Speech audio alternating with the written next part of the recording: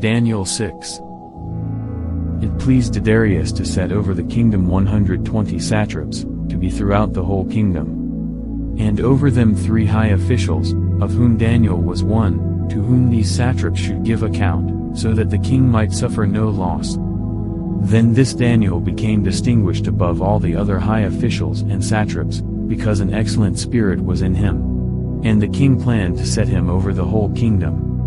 Then the high officials and the satraps sought to find a ground for complaint against Daniel with regard to the kingdom, but they could find no ground for complaint or any fault, because he was faithful, and no error or fault was found in him. Then these men said, "We shall not find any ground for complaint against this Daniel unless we find it in connection with the law of his God." Then these high officials and satraps came by agreement to the king and said to him, "O King Darius, live forever.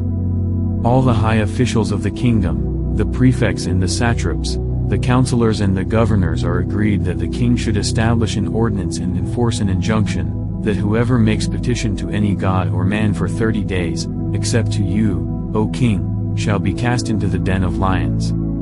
Now, O king, establish the injunction and sign the document, so that it cannot be changed, according to the law of the Medes and the Persians, which cannot be revoked." Therefore King Darius signed the document and injunction.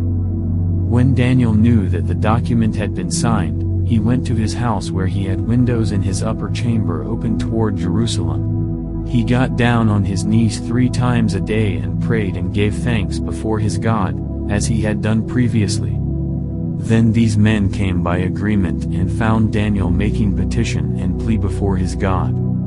Then they came near and said before the king, concerning the injunction, "O king, did you not sign an injunction, that anyone who makes petition to any god or man within 30 days except to you, O king, shall be cast into the den of lions?"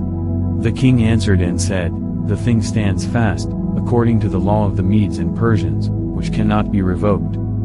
Then they answered and said before the king, "Daniel, who is one of the exiles from Judah, pays no attention to you, O king, or the injunction you have signed, but makes his petition 3 times a day." Then the king, when he heard these words, was much distressed and set his mind to deliver Daniel. And he labored till the sun went down to rescue him. Then these men came by agreement to the king and said to the king, "Know, O king, that it is a law of the Medes and Persians that no injunction or ordinance that the king establishes can be changed." Then the king commanded, and Daniel was brought and cast into the den of lions. The king declared to Daniel, "May your God, whom you serve continually, deliver you." And a stone was brought and laid on the mouth of the den, and the king sealed it with his own signet and with the signet of his lords, that nothing might be changed concerning Daniel. Then the king went to his palace and spent the night fasting, no diversions were brought to him, and sleep fled from him. Then, at break of day, the king arose and went in haste to the den of lions. As he came near to the den where Daniel was, he cried out in a tone of anguish. The king declared to Daniel, "O Daniel, servant of the living God, has your God, whom you serve continually, been able to deliver you from the lions?" Then Daniel said to the king, "O king, live forever. My God sent his angel and shut the lions' mouths, and they have not harmed me, because I was found blameless before him, and also before you, O king, I have done no harm." Then the king was exceedingly glad, and commanded that Daniel be taken up out of the den. So Daniel was taken up out of the den, and no kind of harm was found on him, because he had trusted in his God.